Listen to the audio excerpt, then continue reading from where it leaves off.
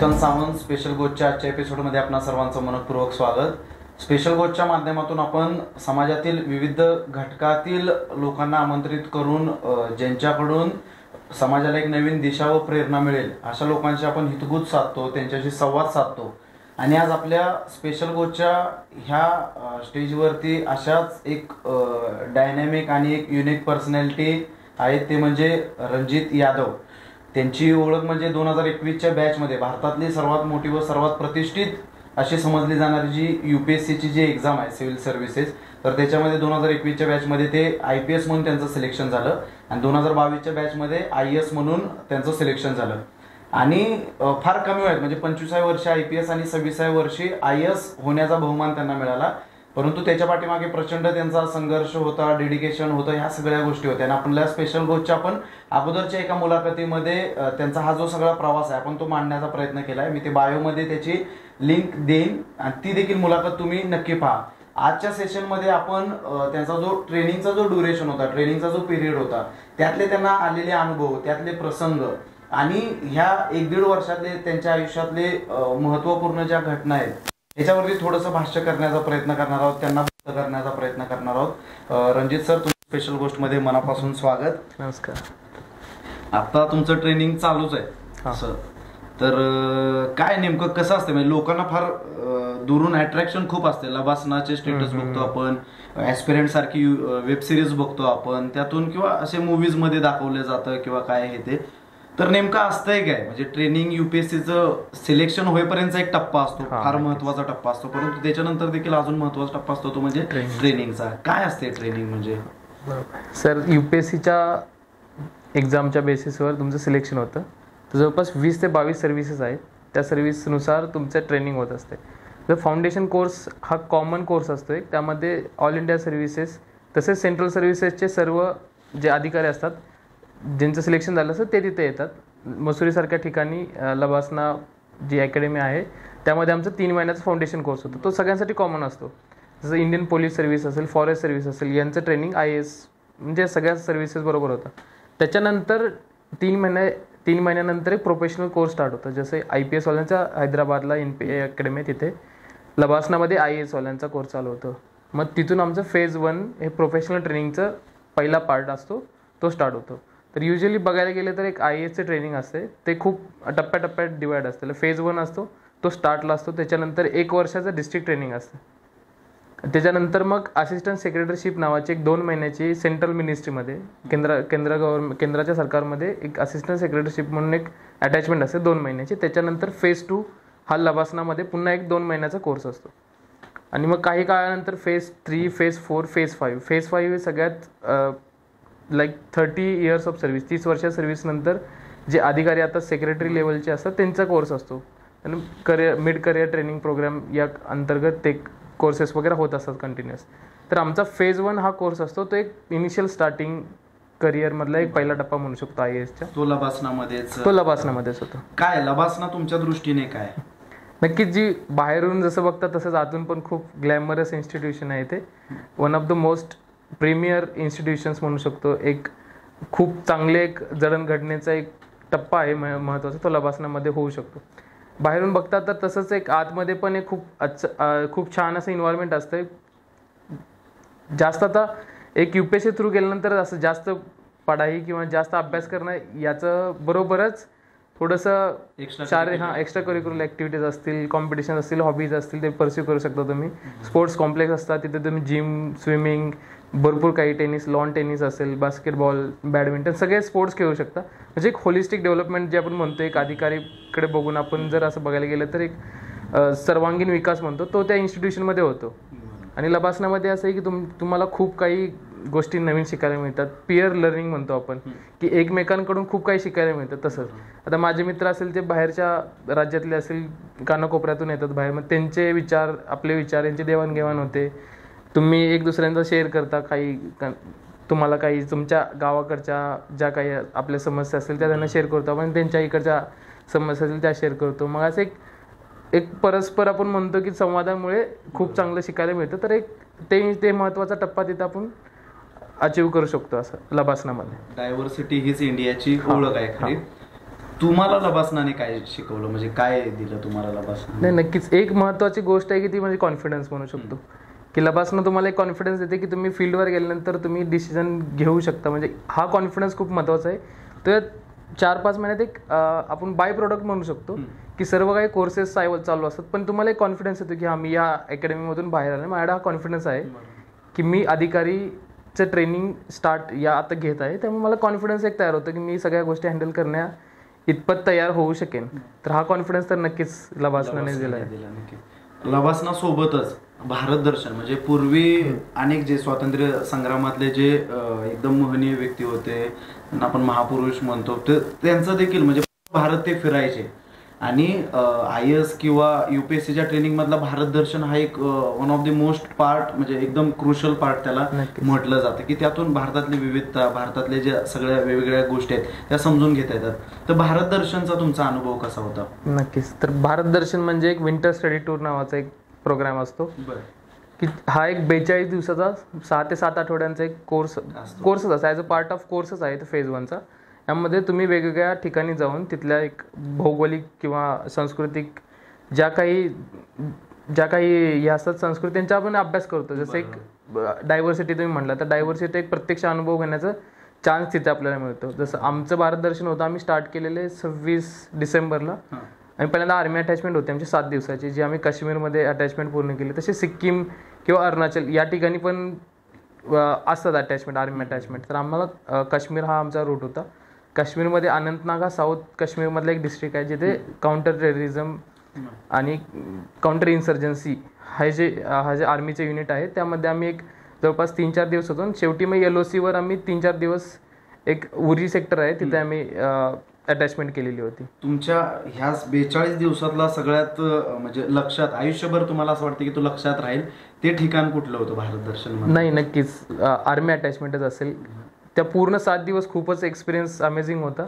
त्यातील एक एक्सपिरियन्स मी सांगायचा इच्छितो तो म्हणजे 31 डिसेंबर आम्ही LOCवर बसून साजरा केलेला. म्हणजे असं होतं की तिकडे पाकिस्तानच्या अशा लाईट्स, तिथं पाकिस्तानचे गाव दिसत होते आणि आम्ही वर पोस्टवर तिथे बसून आम्ही पूर्ण असं एक 31 साजरी केलेली होती.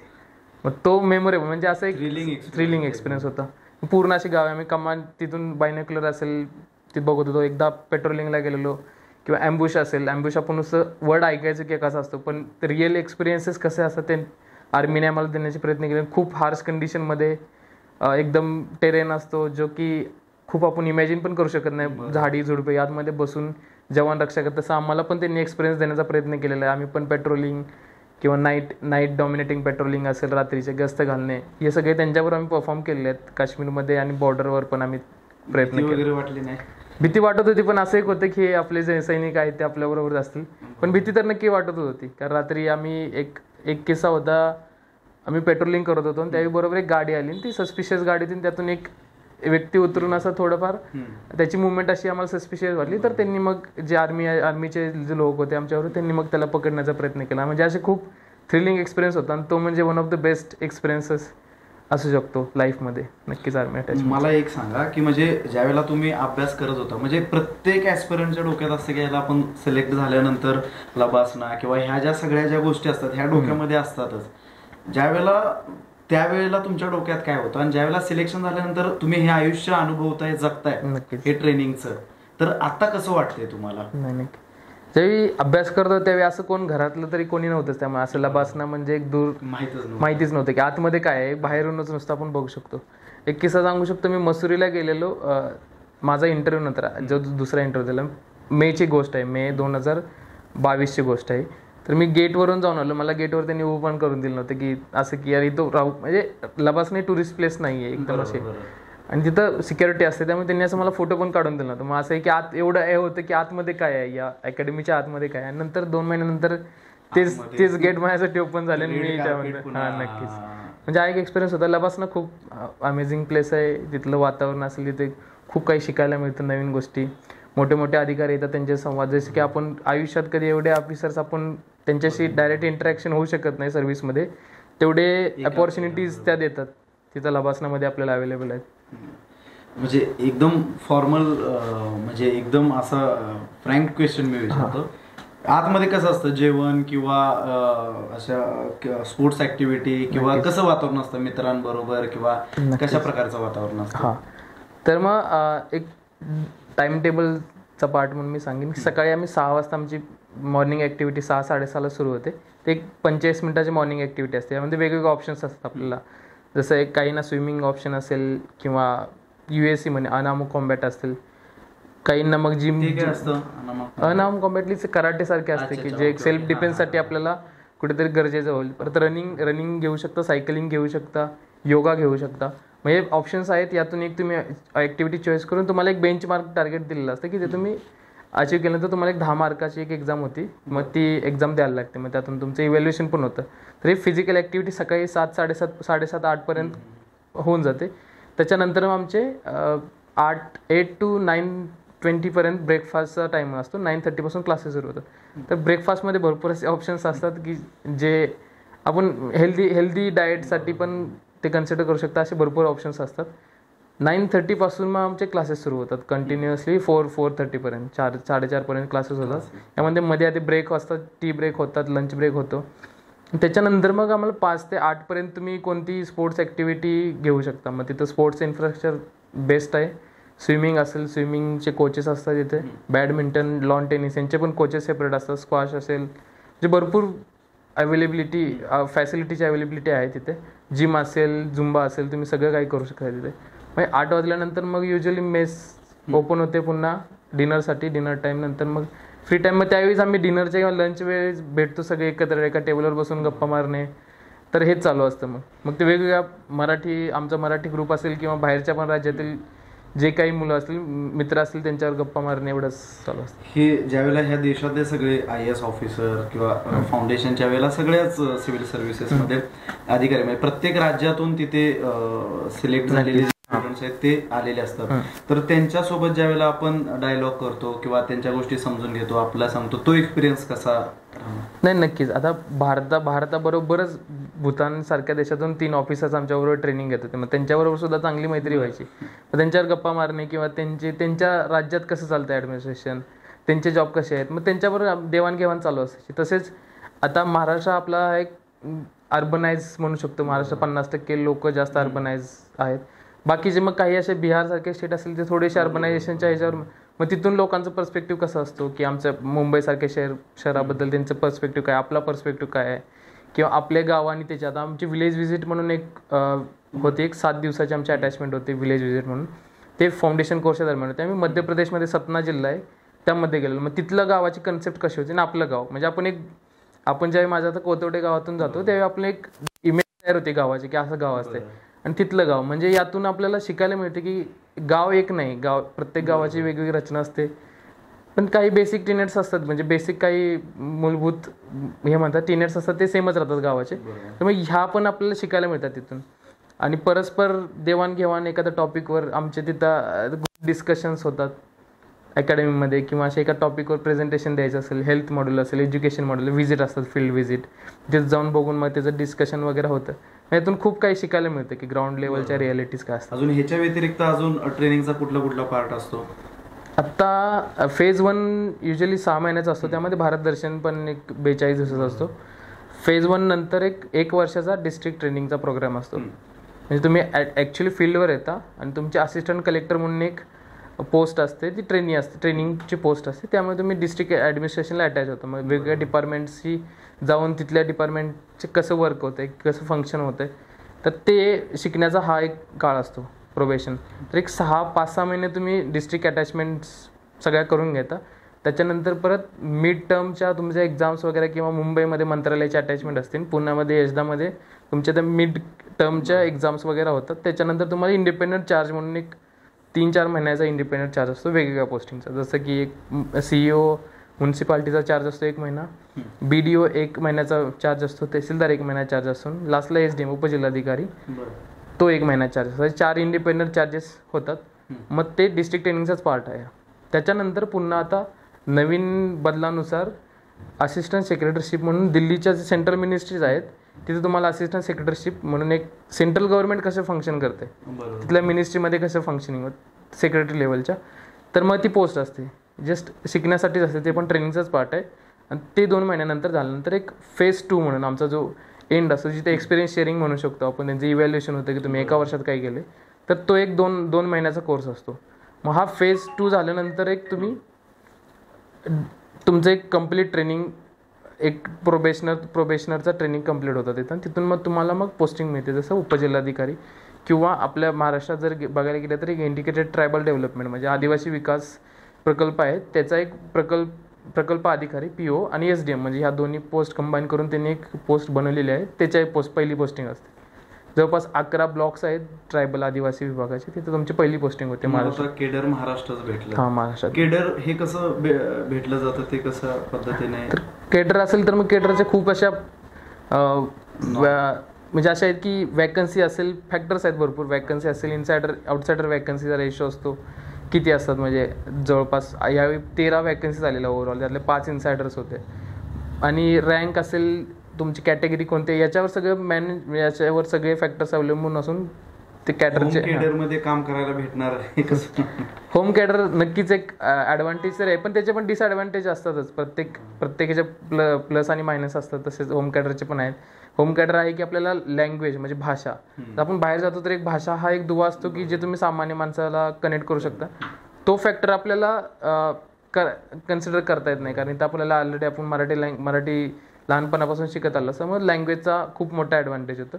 पण शेवटी असंच आहे की आपला बायस असू शकतो आपल्याकडे, की आपण या रिजनचा आहे किंवा आपली मराठी आहे, तर थोडासा तो फॅक्टर निगेटिव्ह म्हणून आपण कन्सिडर करू शकतो. पण नक्कीच होम कॅडर म्हणजे एक नक्कीच ॲडव्हान्टेज असतंच. तुमचं एकदम एवढ्या कमी वयामध्ये स्वप्न पूर्ण होत आहेत हे, म्हणजे IPS झाला, तुम्ही IAS झाला, तर कसं वाटतंय आज? म्हणजे समाधान 100% असणार, म्हणजे वडिलांच्या बोलण्यातून पण ते दिसत होतं. कसं वाटतंय आज तुम्हाला? नाही, नक्की समाधान तरी आहेच. एक होतं की जो स्ट्रगल केला 2-3 वर्ष, म्हणजे जास्त पण नाही मला झाला, पण मी लेट सुरुवात केलेली, 21-22 वर्षी या प्रिपरेशन सुरुवात केली. आणि 2-3 वर्षाचा स्ट्रगल होता कोविडच्या काळात पण घरी असणं किंवा खूप सारे, त्याच्यातून एक नक्कीच की हा जो स्ट्रगल होता तो वर्थ होता. म्हणजे जेवढे आपण इन्व्हेस्टमेंट केली त्याचे रिटर्न्स तरी नक्कीच मिळाले.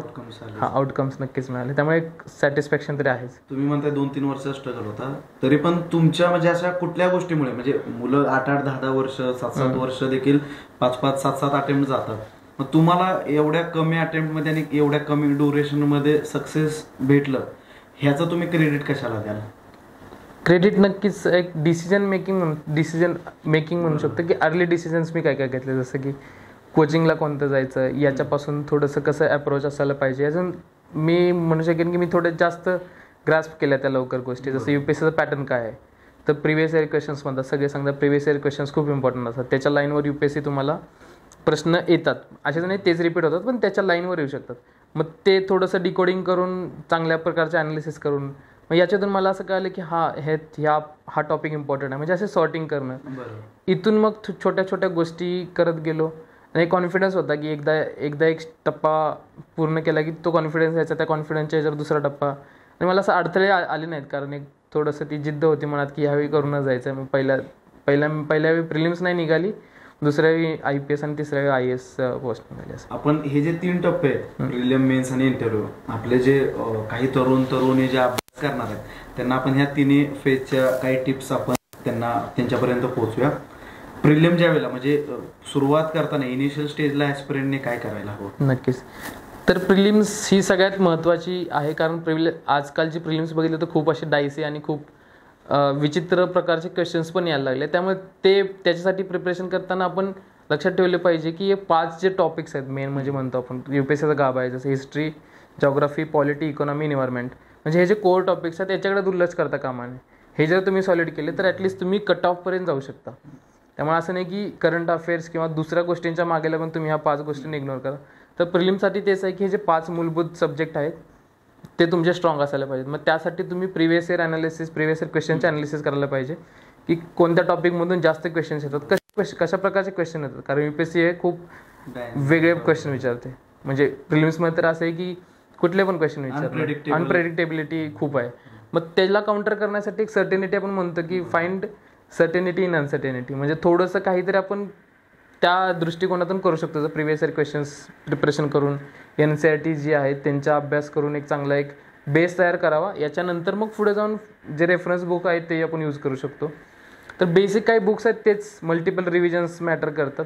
एक नाही की एक बुक एकदा वाचूनच, एक पुस्तक एकदा वाचूनच सोडून दिलं, तर मल्टिपल रिव्हिजन्स महत्त्वाचे आहेत. तसंच शेवटच्या टप्प्यात प्रिलिम्सचे मॉक टेस्ट असतील त्या सोडणं हेल्पफुल राहतं, कारण एक तुम्हाला MCQ सॉल्व्ह करण्याची सवय होऊन जाते, प्रॅक्टिस होऊन जाते, आणि त्याच्यामुळे ते तुम्हाला असं नवीन वाटत नाही जर तुम्ही एक्झामला गेलात तर तो एक पॉईंट महत्त्वाचा आहे. प्रिव्हियस इयर क्वेश्चन्स NCERTs असतील किंवा रेफरन्स बुक यूज करणे, मल्टिपल रिव्हिजन्स आणि पेपर सॉल्व्ह करणे, आणि लास्ट 10-15 दिवसात तुमचं मेन स्ट्रेस मॅनेजमेंट खूप महत्त्वाचं आहे. माझ्या पहिल्या अटेम्प्टमध्ये थोडंसं मी मिसमॅनेजमेंट झाल्यामुळेच मला असं वाटतं की लास्ट 15 दिवसात मी इफेक्टिव्ह असं काही करू शकलो नाही. पण तुम्ही ती चूक दुरुस्त करून पुन्हा दुसऱ्या वेळी नक्कीच, दुसऱ्या वेळी मी घरी होतो, मेंटली प्रिपेअर होतो. मग एक आठवडा असंच कॉन्फिडन्स आलेलं की आता आपण करू शकतो, की एक आठवडा आपल्याकडे अजून आहे की आपण चांगल्या प्रकारे रिव्हिजन करून कॉन्फिडन्स मेंटेन ठेवू शकतो. नाहीतर पहिल्या अटेम्प्टमध्ये असं होते 15 दिवसांच्या आधीच मला असं दगदग वगैरे व्हायची, आणि असं होतं की आता एक्झाम होऊन जाऊ दे, मला काय आता वाचायची इच्छा तरी नाही. त्यामुळे ते लास्टला इफेक्टिव्ह रिव्हिजन अशी झाली नाही, आणि त्याच्यामुळे 2-2.5 मार्कांनी माझी प्रिलिम्स पहिल्या अटेम्प्टमध्ये राहून गेले. दुसऱ्या अटेम्प्टमध्ये मग जवळपास कट ऑफपेक्षा माझ्या जवळपास 25-30 मार्काची लीड होती, जास्त एज होती. अगोदरच तुम्हाला माहिती होतं की प्रिलिम आपण क्रॅक करतोय, त्यामुळे मेन्सचे पण तयारीला जोर आला नाही. त्यावेळी असा अंदाज आलेला की आपण करू शकतो हे, म्हणजे माहिती नव्हतं होईलच नाही, थोडा कॉन्फिडन्स आलेला की लास्ट इयर सारखं नव्हतं. लास्ट इयरमध्ये जी भीती होती ती थोडीशी कमी झालेली, आणि एक आधीच एक मेंटली प्रिपेअर होतं की कसा पण पेपर होते आपण करू शकतो. मेन्सच्या तयारीसाठी काय? नक्कीच मेन्स हा सिलेक्शन तुम्हाला देण्यासाठी महत्त्वाचा फॅक्टर आहे. मेन्समध्ये सिलेक्शन देऊ शकतो. जवळपास वेटेज जर बघितलं तर 1750 मार्काची मेन्सची एक्झाम असते. त्यामध्ये तुम्ही 50%पेक्षाही जास्त मार्क्स घेतले तर मग तुमचं सिलेक्शन फिक्स आहे, पण ते मिळवणं खूप हार्ड आहे.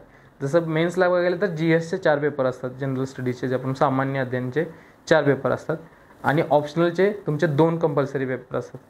मग पेपर 1 आणि पेपर 2 एकच ऑप्शनल पण 2 पेपर असतात, आणि त्याच्यानंतर मग तुम्हाला एसएचा एक पेपर असतो. म्हणजे ओव्हरऑल असं बघितलं तर एक 1750 मार्काची तुमची एक ओव्हरऑल मेन्सची एक्झाम असते. तर GS 1, 2, 3 हे तुमचे कन्व्हेन्शनल सब्जेक्ट असतात. जसं ते डिव्हिजन केलेले आहे त्यांनी 3 पार्टमध्ये. हिस्ट्री, जॉग्राफी असेल, पॉलिटी असेल, इकॉनॉमी असेल, ॲग्रिकल्चर, सायन्स टेक, हे सगळे त्यांनी 1, 2, 3 मध्ये डिवाइड केलेलं आहे. GS 4 हा पेपर आहे तो इथिक्स, इंटिग्रिटी अँड ॲप्टिट्यूड, म्हणजे नीतिमत्ता तुमची चेक करण्याचा. मग तो पेपर पण खूप महत्त्वाचा आहे, कारण तिथून मार्क्स व्हेरिएशन त्या पेपरमध्ये जास्त होतं ॲज कम्पेअर्ड टू एक GS 1, 2, 3 जर आपण बघितलं तर GS 4 मध्ये व्हेरिएशन होण्याचे चान्सेस जास्त असतात.